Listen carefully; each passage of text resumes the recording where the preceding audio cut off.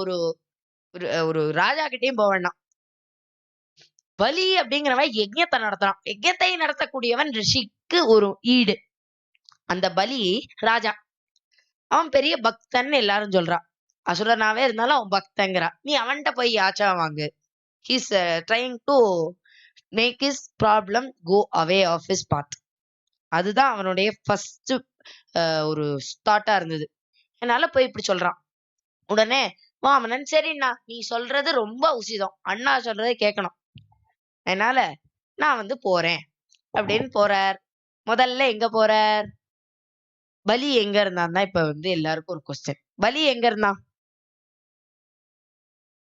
பலி எங்க இருந்தான்? கேரளா.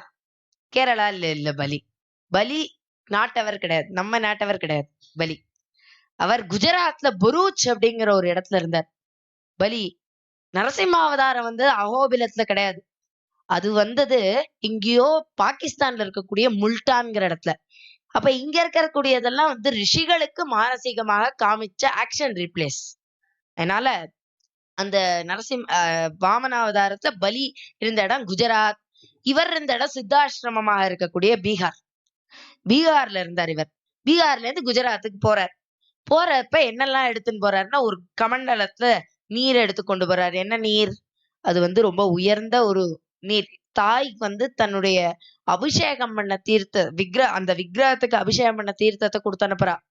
அதுக்கப்புறமா அந்த விக்கிரகத்தையும் கொடுத்து அனுப்புறா. நாராயண விக்கிரகம் பயோபிரதம் பண்ண விக்கிரகத்தையும் கொடுத்து அனுப்புறா.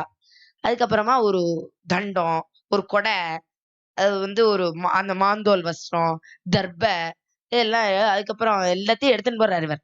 அவர் ஒரு டூல் பேக்கே கொண்டு போயிட்டார் அவர்.